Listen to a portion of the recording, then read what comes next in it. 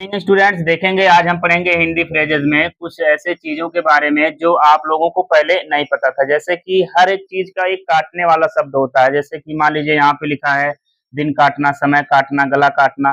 काटना यानी कि हर एक चीज में कट का प्रयोग सिर्फ नहीं होता है, उसका जो मीनिंग होता है वो अलग अलग होता है। अगर आता है मान लीजिए दिन काटना, तो दिन काटने की अंग्रेजी होगी आपका पास द डे।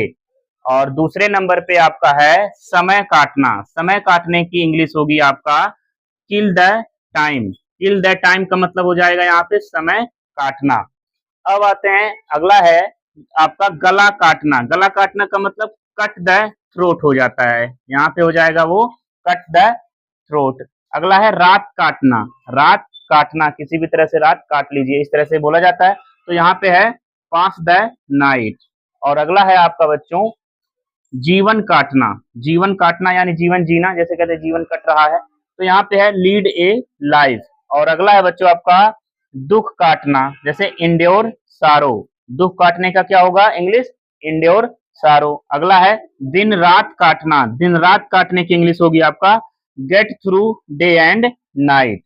अगला है चक्कर काटना, जैसे कहीं पे घूमना एक ही जगह पे, तो उसे कहते हैं चक्कर काटना। चक्कर काटना हावर अराउंड होता है, ठीक है। अगला है बच्चों जंगल काटना। जंगल काटने की अंग्रेजी होगी डिफॉरेस्ट भी लिख सकते हैं, डिफॉरेस्टेशन भी लिख सकते हैं, बोल सकते हैं। अगला है तन्हाई काटना, जैसे अकेलापन होता है उसका होता है इंड्योर लोनलीनेस होगा। क्या होगा? इंड्योर लोनलीनेस होगा। अंडरस्टैंड? और अगला है बच्चों घास काटना, जैसे होता है ना घास काटना, ठीक है।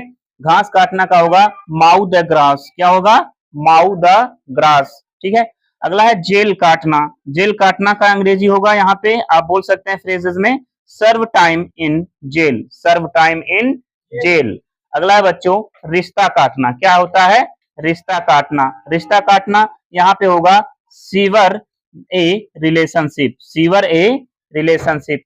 और अगला बात आता है बच्चों रसीद काटना। जब कहीं पे आप बिल पे करते हैं तो वहां पे एक रसीद कटता है, तो रसीद कटने की जो अंग्रेजी होती है इशू ए रिसिप्ट। क्या होता है? इशू ए रिसिप्ट। अब अगला आता है जुर्माना काटना, जैसे कि फाइन जब भरा जाता है तो जुर्माना लगता है, तो वहां पे होता है उसकी अंग्रेजी होती है इम्पोज ए फाइन। क्या होता है? इम्पोज ए फाइन होता है। Okay, thank you.